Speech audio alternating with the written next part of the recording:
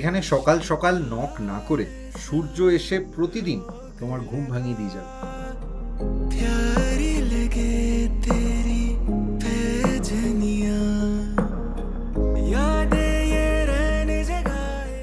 এই সেটআপটা অসম্ভব রোমান্টিক।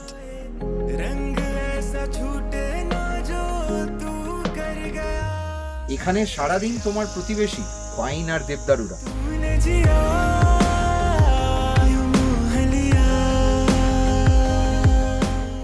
দেওহারি বা দেউরি যাই বলো না কেন, এই হচ্ছে একেবারে সেঞ্জ ভ্যালিতে হিমালয়ের মধ্যে জঙ্গলের ভেতরে লুকোনো একটা ছোট্ট গ্রাম। আর সেখানেই আগামী দুদিন আমরা থাকবো। ওই ওপরে আমাদের আস্তানা।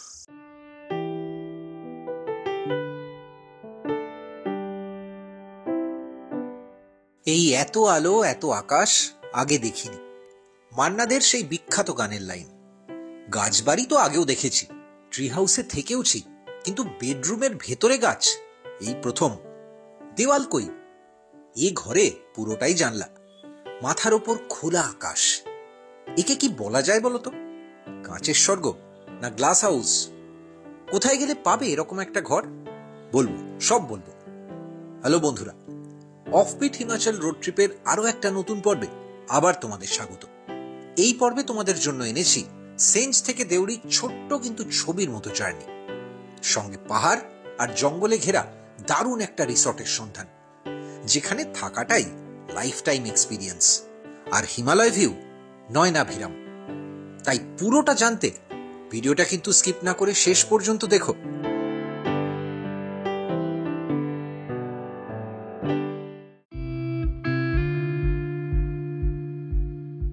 সেঞ্জ নদীর ধারে আমরা ছিলাম রিভারসাইড কটেজে। সেই ডুপ্লে উডেন কটেজে দুরাত থাকার অভিজ্ঞতা তো এই সিরিজে আগেই তোমাদের দেখিয়েছি। ওখানে আমাদের হোস্ট কাব্বুজি আর তার পরিবারকে বাই বলে বেরিয়ে পড়েছি দেউরির উদ্দেশ্যে। একটু এগোতেই লিফট চাইলেন একজন স্থানীয়।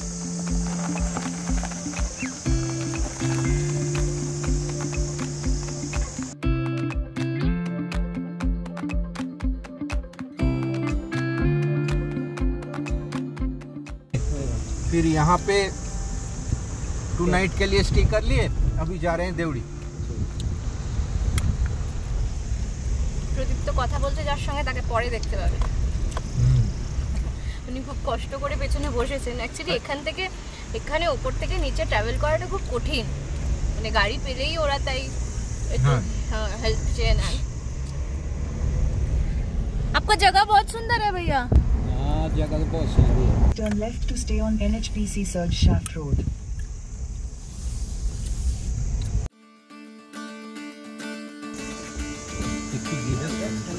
हाँ,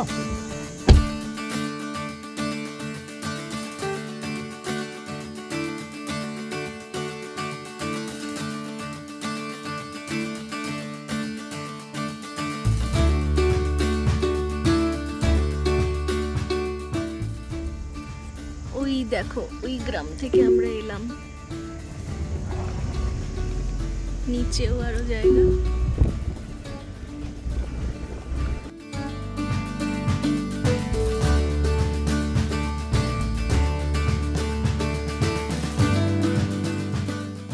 সেঞ্জ ভ্যালির যে কোনো গ্রামে পৌঁছতে গেলে অট হয়েই আসতে হয়। অট থেকে দেউরি 22 কিলোমিটার আর কুল্লু থেকে 52। তবে সেঞ্জ থেকে আমাদের রুটটা আজ আরো সংক্ষিপ্ত, 10 কিলোমিটার। ওই মেরে কেটে 35-40 মিনিট। পাক দেওয়া রাস্তা ধরে আবার ক্রমশ ওপরে উঠছি। মাঝে মাঝে রাস্তা ভাঙা, তবে এই রাস্তায় বাস চলে। যত ওপরে উঠছি ভিউ জাস্ট মুগ্ধ করে দেওয়ার মতো।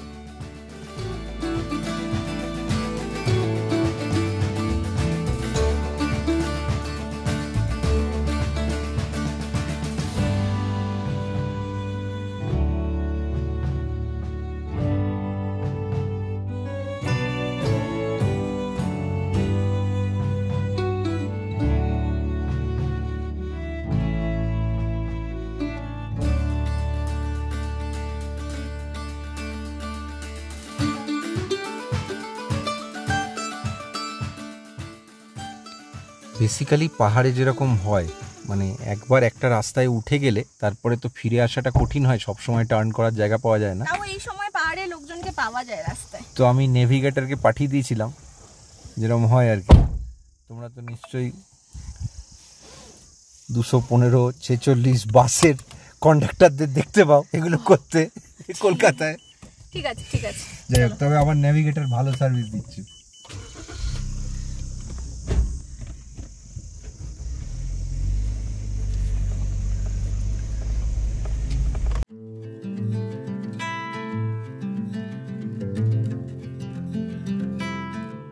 হিমালয়ান সেডার নেস্ট, এটাই হচ্ছে দেউড়িতে আমাদের দুদিনের আস্তানা।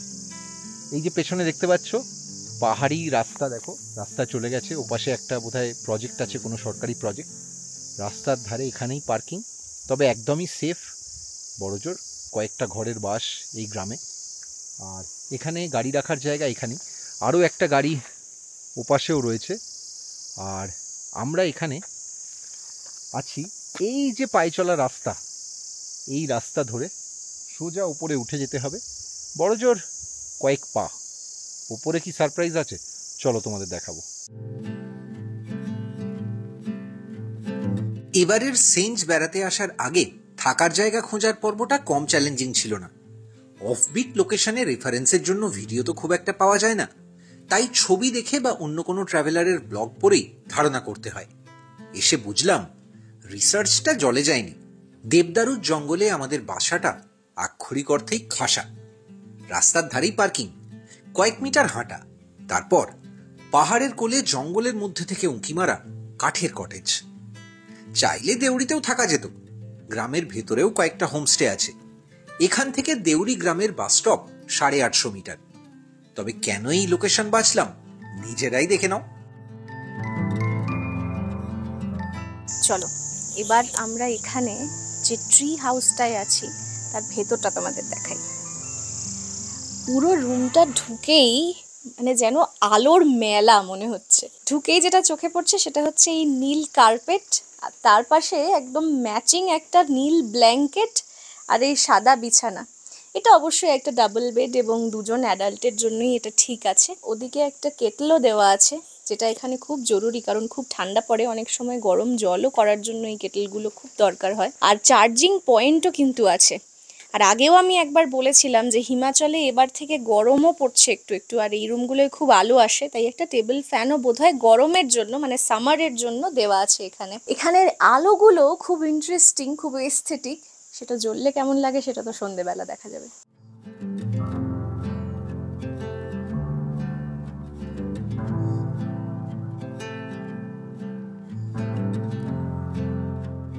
এবার চলো রুমটার আরেকটা দিক দেখাই, আর সেটা দেখলে বুঝতে পারবে কেন এটা সত্যিই একটা ট্রি হাউস। আগেও ট্রি হাউসে থেকেছি, কিন্তু সেগুলো সব গাছের ওপরে বা ওইভাবে একটা সাজানো। এখানে কিন্তু গাছের গুঁড়ি, এটা একটা অরিজিনাল গাছ, হ্যাঁ, গাছের গুঁড়ি, গাছের পাতা, সেগুলো সব সিলিং ধরে, মনে হচ্ছে যেন সিলিং ভেদ করে গাছটা উপরে উঠে গেছে, আর সেই গাছের কোলে অ্যাজ ইফ আমরা থাকতে এসেছি। ওপরটা পুরো সিলিং আমি তো লাস্ট বোধহয় সেই 1942 এর লাভ স্টোরি অনিল কাপুরের কুমার শানুর গাওয়া গান তাতে দেখেছি। প্রদীপ তো মজা করে বললো, কিন্তু সত্যি বলতে কি এই সেটআপটা অসম্ভব রোম্যান্টিক। মানে যারা হানিমুন করতে আসছেন তারা যদি এসে এরকম একটা জায়গা থাকার জন্য পান, মানে মন ভালো হয়ে যাবে। আর তার সঙ্গে যদি স্নোফল হয় বা starry night. Game of Thrones এর একটা গাছের উল্লেখ ছিল, যে গাছটার কি নাম আমি জানি না, মানে যেটা ওদের ওই পুরো বংশ পরম্পরায় ওরা দেবতা মনে করতো, মানে এই গাছটার মধ্যে ওরকম একটা অদ্ভুত ফিল আছে।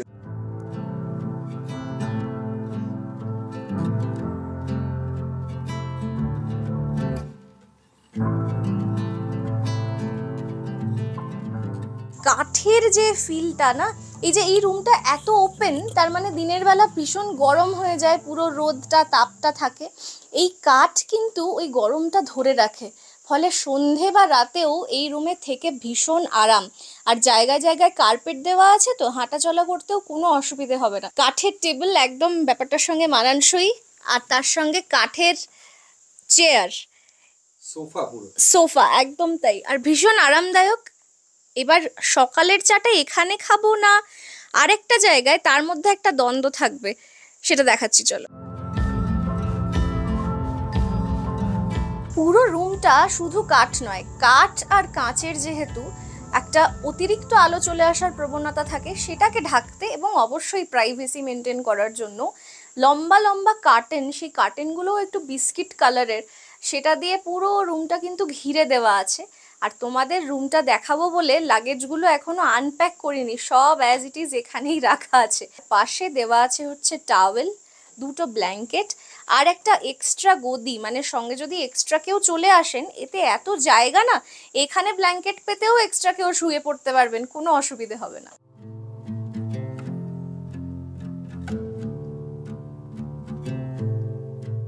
এবার সেই ম্যাজিক্যাল জায়গাটা দেখাই। আমি নিজে এসে বেশ অনেকক্ষণ মানে কিছুটা চমকে গিয়েই বা বোমকে গিয়ে যেটাকে বলে, খানিকটা সেরকম এক্সপ্রেশন দিয়ে এই জায়গাটায় বসেছিলাম। মানে এই একটা হিল টপ, আর ওখানে হিল টপ শুধু নয়, সমস্ত পাহাড়ের কনফ্লুয়েন্স। প্রদীপ্ত ক্যামেরাটা ঘোরাচ্ছে, দেখো এই জায়গাটার নাম যে হিমালয়ান সেডার নেস্ট, সেটা গাছগুলো দেখেই বুঝতে পারছো যে যথার্থ এই নামটা। এই পাহাড়গুলোর কনফ্লুয়েন্সে নাকি সানসেট হয়, সেটা কেমন দেখতে লাগে সেটা নিশ্চয়ই তোমরা এই ভ্লগে দেখবে কোনো এক সময়। তার আগে মন ভরে পাহাড়টা, দূরে দেখা যাচ্ছে ছোট্ট দেউরি গ্রাম, এখান থেকে 500 মিটার 1 কিলোমিটারের মধ্যেই গ্রামটা। এই ব্যালকনি থেকে ভিউটা দেখে নাও, আর তারপর তোমাদের সেই চা খাওয়ার সুন্দর জায়গাটা দেখাবো, যেখানে মুখে রোদটা পড়ছে। আর এখানে একবার বসে পড়লে না মনে হবে এখানে এই প্ল্যানটাই রাখবো, আর কোথাও যাব না। আচ্ছা, পুরো জায়গাটা কিন্তু যাতে ঠান্ডা না লাগে এবং আরামে ঘুরে বেড়াতে পারো, সবুজ কার্পেটে মোড়া, তারই সঙ্গে ম্যাচ করে সবুজ এই সোফাটা যেখানে আমি বসে আছি, উডেন একটা ফিল, কারণ এখানে একটা মোড়া, এটা কিন্তু একটা মোড়া জানো তো, সেটাকে টেবিলের শেপ দেওয়া হয়েছে। মানে এস্থেটিক্সে হিমাচলীরা অসাধারণ।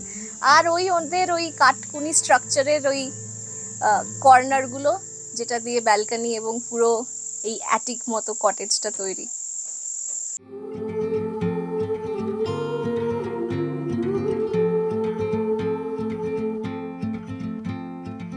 আর এই ব্যালকনি থেকেই দেখা যায় সেঞ্জ ভ্যালির বিখ্যাত টুইন টাওয়ার্স অফ রাইলা। ওই দেখো,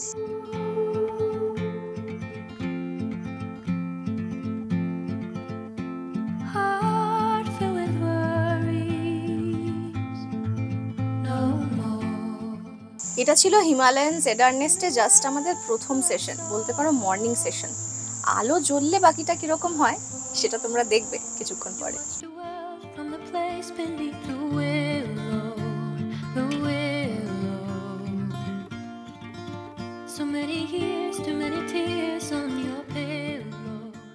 এবার চলো ওয়াশরুমটা দেখাই। রুমটা যতটা বড়, যতটা সুন্দর, ওয়াশরুমটাও ততটাই বড়, ততটাই সুন্দর। আর ওয়াশরুমে ঢোকার আগে এখানে একটা ছোট্ট জুতো টুতো রাখার একটা জায়গা খুব স্মার্টলি ইউটিলাইজ করে ওরা বের করেছে।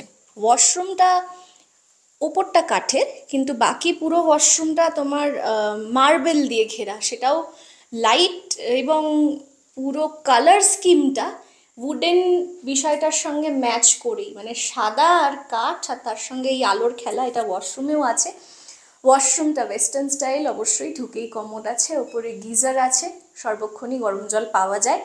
একটা বেশ ভালো ক্যাবিনেট সহ বেসিনের জায়গা আছে, যেটা দেখেই বুঝতে পারছো। তার সঙ্গে ওপরে আয়না আছে, আয়নায় আবার একটা আলোর বাহার আছে, মানে চাইলে মেকআপ টেকআপ করা যায় এখানে সেই আলোয়। তার পাশে একটা জিনিসপত্র রাখার জায়গা তো অবশ্যই আছেই, তার সঙ্গে একদম বাঁ দিকে হচ্ছে শাওয়ার। শাওয়ারটাও বেশ বড়সড়, যদিও এই শাওয়ারে শীতকালে কতটা, মানে নভেম্বর চলে এলেই কতটা এর মজা নিতে পারবে জানি না। আর একই সঙ্গে এই ওয়াশরুমটায় কিন্তু জামা কাপড় রাখারও অনেকটা জায়গা আছে, সেটা হচ্ছে একেবারে এই ওয়াশরুমের শেষ প্রান্তে।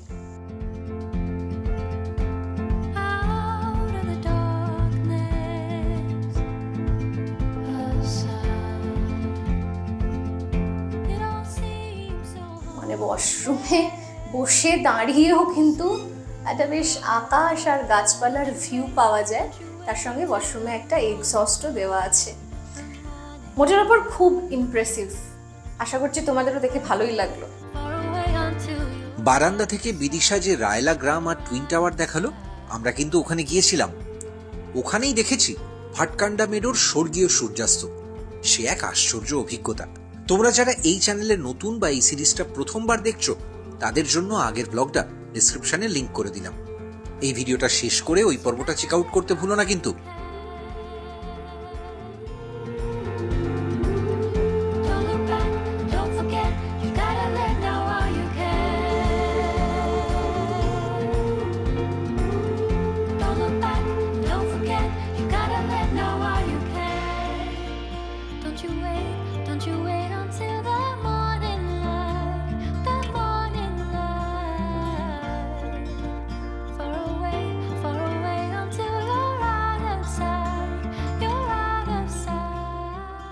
অসাধারণ খেতে। ছেলের হাতে রান্না ভালো। এক ঘর চিকেন বলতে যা বোঝায় ঠিক তাই বাংলায় বললাম। আমরা খাচ্ছি চিকেন কারি, ভাত আর পাঁপড় শাকা। একটা কথা তোমাদের বলে দিই, এখানে যেহেতু ননভেজ সবাই খায় না, ননভেজ খেলে তো ওরা আলাদা করে তাদের জন্যই বানিয়ে দেন। ননভেজ যেটা দেন না, দুজন কেন, এই এক বাটিতে 3 জনের হয়ে যাবে। মানে পরিমাণটা অনেক বেশি সব জায়গাতেই, দাম কিন্তু সেই অনুপাতে কিছুই নয়।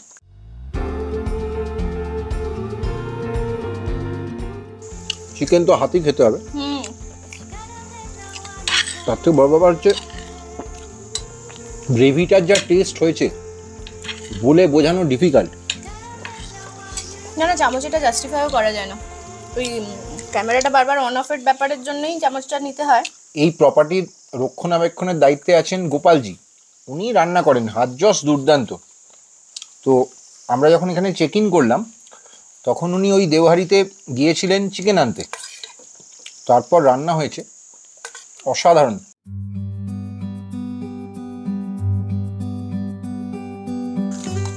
একটা পাঁপড়ও টেস্ট করে দেখা যাক।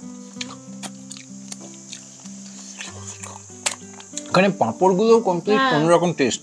পাঁপড়গুলো দারুণ খেতে। ওই রাজমা চাউলের পাঁপড়টাও দারুণ ছিল।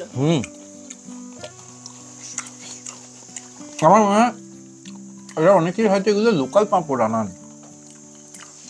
এটা তো সবই দেখি বাড়িতে বানায় মনে হয়। তাও হতে পারে। গত 2 দিন আমাদের এভাবে লাঞ্চ হয়নি। আমাদের রোজই কিছু না কিছু প্ল্যান থাকে, আর সেই প্ল্যানগুলো তোমরা ব্লগে দেখতে পাও।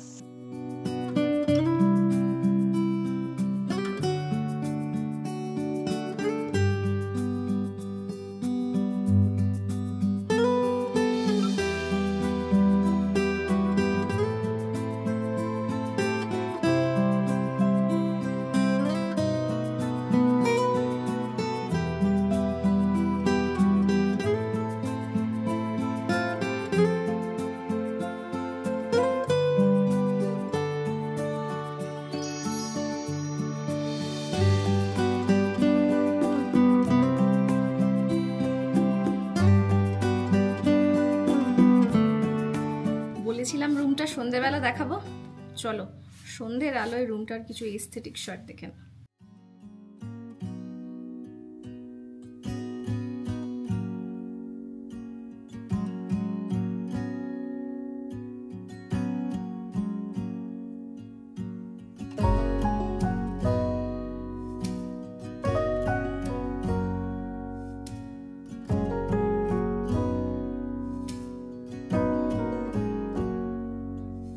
If I wrote you a song, if I got every word perfectly weighted on a thin piece of paper, would it make any difference? Would it change for the better? If I wrote you a poem, if I posted a letter?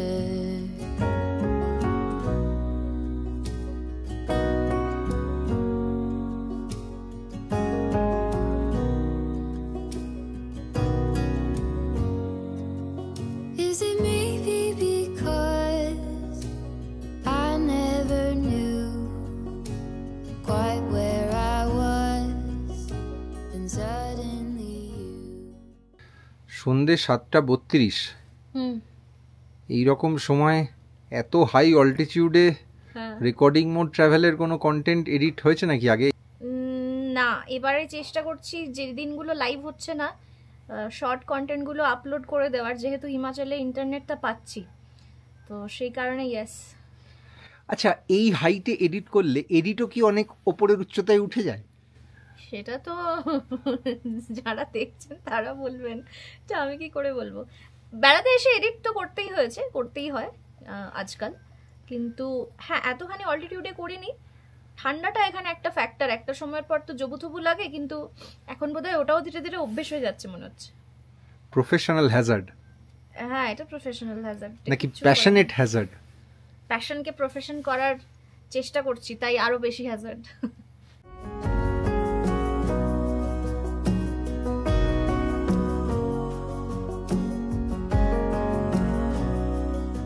Himachal নিয়ে অনেক video বা অনেক series তোমরা হয়তো এর আগে দেখেছো, তবে ইউটিউবে সেঞ্জ ভ্যালির বাংলা ভিডিও চাইলেও পাবে না।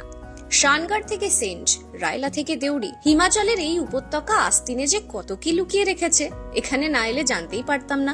সিরিজের আগামী পর্বে থাকবে তেমনই কিছু মণিমুক্ত, তবে তার জন্য সিরিজটা কিন্তু ফলো রাখতে হবে আর সাবস্ক্রাইব করে নিতে হবে এই চ্যানেলটা।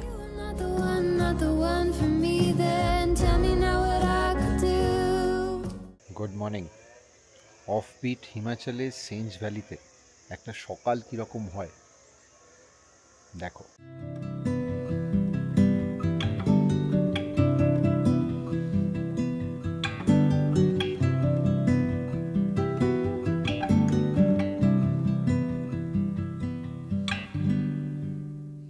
ক্যামেরায় কতটা বুঝতে পারছো জানি না, দূরে ওই যে পাহাড়টায় এখন সবে রোদ একটু একটু করে পড়তে শুরু করেছে, ওই দিকটাই হচ্ছে আসল গ্রামটা, মানে দেউড়ি বা দেওহারি। দেখো এখান থেকে একদম মন্দিরের আড়াটা দেখা যাচ্ছে, যেখানে রোদটা পড়েছে ওটাই কিন্তু দেউড়ির মন্দির। আর তার পেছনে যে পাহাড়টা রয়েছে, যেখানে এখনও রোদ পড়েনি, ধোঁয়া ধোঁয়া, ওই পাহাড়ে দেউড়ির অন্য সমস্ত ঘরবাড়িগুলো আছে। ইনফ্যাক্ট এই যে পাহাড়, এই পাহাড়ের পুরো পাহাড়টা যেভাবে ঘুরেছে সেদিকেও আছে। আর যেদিকে টেলিফোন টাওয়ারগুলো দেখা যাচ্ছে ওই দূরে, ওই পাশটা হচ্ছে দেওহারি থেকেই রাস্তা দিয়ে চলে যাওয়া যায় মানিয়াশি গ্রাম। আর এই হচ্ছে আমাদের রিসর্ট বা হোমস্টে যাই বলো, সেখানে আসার রাস্তা। এটা ওই গ্রামটা থেকে বড়জোর 650-700 মিটার।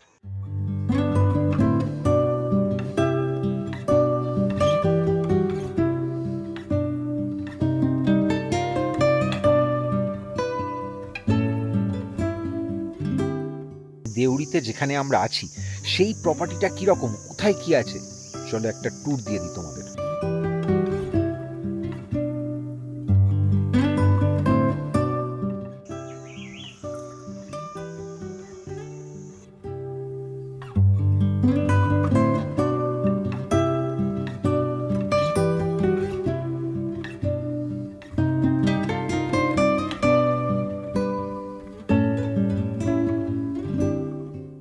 এই হচ্ছে হিমালয়ান সেডার নেস্ট, দেখতেই পাচ্ছ, স্লান্টিং ছাদ, উডেন কটেজ। এই শুরু হলো এখান থেকে প্রপার্টি। এই পাশে হচ্ছে একটা সুন্দর ডেক বা কমন ব্যালকনি, যাই বলো না কেন। আর পর পর পর পর এখানে এরকম 3খানা ডুপ্লে উডেন কটেজ আছে, দেখো পরপর 3টে। এই উডেন কটেজগুলোর, এগুলো কিন্তু দেখো খুব সুন্দর টিন্টেড গ্লাস, পুরোটাই কাঠের স্ট্রাকচার। বাইরে এরকম একটা ব্যালকনি, উপরে একটা দোতলার প্রভিশনও আছে। আর সামনে খুব সুন্দর এখানে কিন্তু ফুলের গাছ আছে। এই যে উডেন কটেজগুলো, একটু আগে এই যে মাঝের উডেন কটেজটা, সেখানে বসেই আমরা চা খাচ্ছিলাম। তো এখানে এরকম 3টে উডেন কটেজ আছে। এই উডেন কটেজগুলোর কিন্তু একটা অন্যরকম বৈশিষ্ট্য আছে, মানে আমরা সেঞ্জ রিভার সাইডে যে কটেজগুলোয় ছিলাম তার থেকে একটু আলাদা। দেখো ওখানে রুমের ভেতর দিয়ে সিঁড়ি করা ছিল ওই ফার্স্ট ফ্লোর বা দোতলায় যাওয়ার জন্য, এখানে কিন্তু তা নয়। এখানে এই সিঁড়িটা কিন্তু বাইরে দিয়ে, অর্থাৎ যদি 4 জন বা 5 জন মানে একটু 5-6 জনের গ্রুপ আসে, তাহলে নিচের রুমে 2 জন বা 3 জন থাকলো, আর ওপরেও কিন্তু একটা বেড এবং থাকার প্রভিশন আছে, সেখানেও কিন্তু চাইলে 2 জন থাকতে পারে। ওয়াশরুম যদিও নিচের রুমের সঙ্গেই লাগোয়া।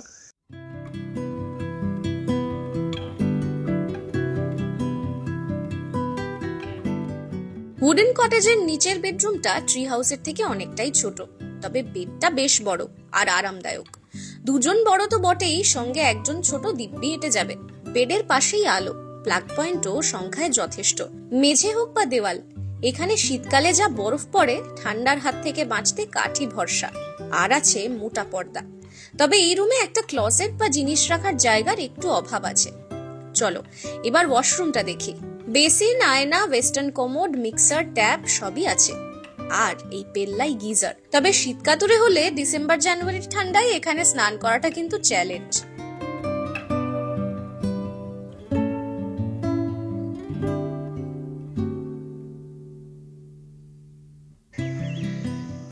এই উডেন কটেজগুলোর ফার্স্ট ফ্লোর থেকে, মানে উপরের ব্যালকনিটা থেকে কেমন ভিউ পাওয়া যায় সেটা এবার তোমাদের দেখাবো। চলো উপরে উঠি। এই সিঁড়িগুলো জাস্ট ছোট ছোট সিঁড়ি, তবে হাইট সাবধানে, বিশেষ করে একটু আমার মতো লম্বা মানুষ হলে এখানে কিন্তু মাথা ঠেকে যাবে।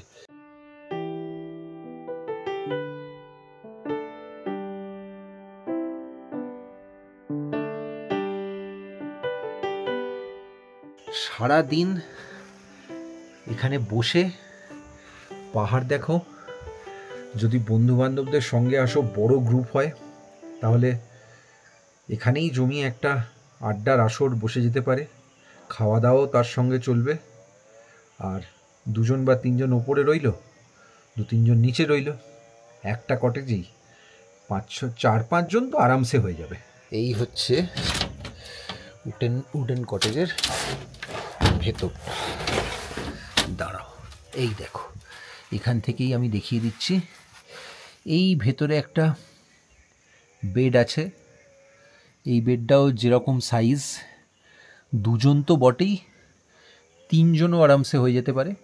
তবে এক্সট্রা কম্বল দেওয়া রয়েছে ওইখানে, এবং বুঝতেই পারছো ওপরটা এবং সব দিকটা কাঠের হলেও সামনেটা যেহেতু কাঁচ, ফলে ঠান্ডা রাত্রে যথেষ্ট হবে। তো যার জন্য কম্বল কিন্তু একাধিক লাগবে।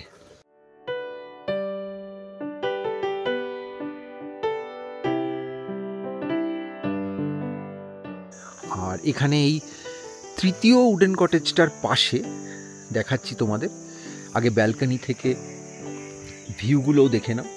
এই যে উডেন কটেজের বাইরে বারান্দা, সেখানে বসে তোমরা চা খেতে পারবে, বা দিনে যে কোনো সময় বসে আড্ডা মারো, দেখো। পাহাড় দেখার জন্য দুর্দান্ত।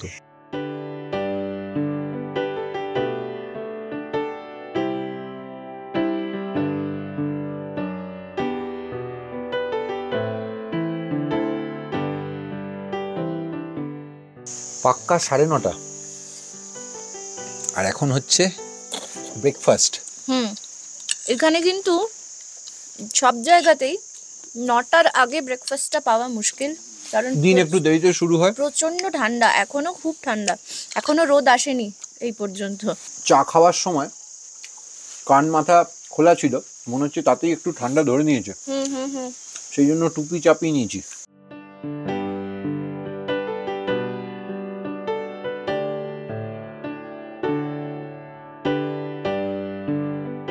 ব্রেকফাস্টের মেনু হচ্ছে পোহা আর অমলেট, তার সঙ্গে ব্ল্যাক কফি। এরা যেমন ভালো আলুর পরোটা বানায়, আমরা আগেও 2 জায়গায় পোহা খেলাম, ততটাই ভালো এরা পোহাও বানায়।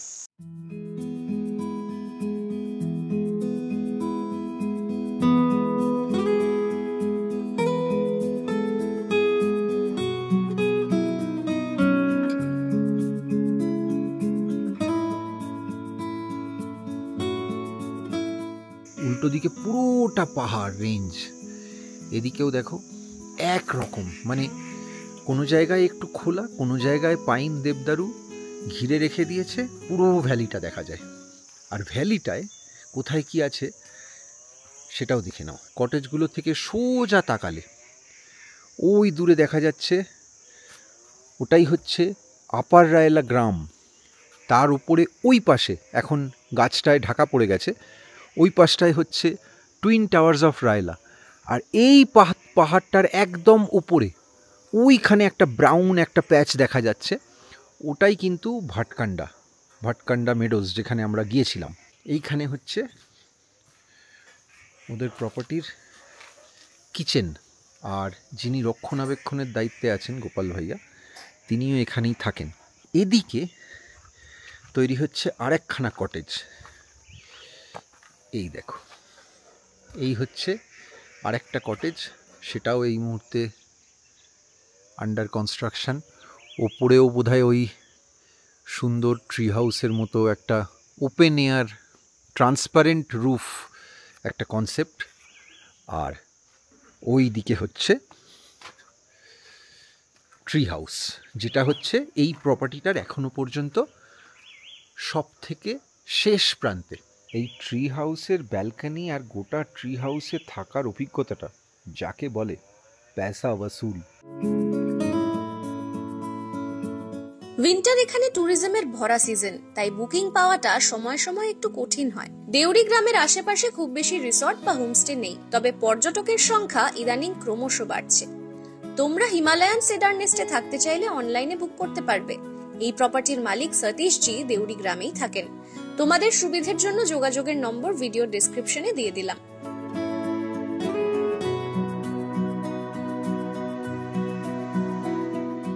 ট্রি হাউসের পেছনে দেখো, পুরোটাই কিন্তু পাইন, বার্চ, দেবদারুর জঙ্গল। এবং সন্ধেবেলা এই জঙ্গলের ফিল সেটা কিন্তু দুর্দান্ত, মানে একটা বেশ থ্রিলিং গা ছমছমে ব্যাপারও আছে এখানে। পাহাড় জঙ্গলের মধ্যে থাকা শহুরে লোকজনের এটা তো খুব একটা বেশি হয় না। আর এখানে তার সঙ্গে এত কিছু ঘোরার জায়গা, দেখার জায়গা, যে আমরা সবসময় সাজেস্ট করব, তোমরা যদি দেউড়ি আসো বা সেঞ্জ ভ্যালিতে আসো, হিমালয়ান সেডার নেস্টে থাকো, এমনি দেউড়ির ভেতরেও কিন্তু বেশ কিছু হোমস্টে, রিসর্ট খুব একটা নেই, হোমস্টে বা ওরকম অপশান আছে। তবে এইটা এবং আরও একটা দুটো আছে, এগুলো কিন্তু সত্যি প্রিমিয়াম প্রপার্টি। আমরা এই অক্টোবরে এসেছি, তাতেই ভালো মতো বুঝতে পারছি রীতিমতো যাকে বলা যেতে পারে কনকনে ঠান্ডা। নভেম্বর, ডিসেম্বর, জানুয়ারিতে যে কি হবে তোমরা অনুমান করে নিতে পারো। আওয়াজটা শুনতে পাচ্ছ? এই আওয়াজটা শুনলে পাহাড়ে এসে আমার একটু মন খারাপ হয়। এটা কিন্তু ইলেকট্রিক কড়াতের আওয়াজ, আর এই আওয়াজটা হচ্ছে মানে গাছ কাটা হচ্ছে কোথাও।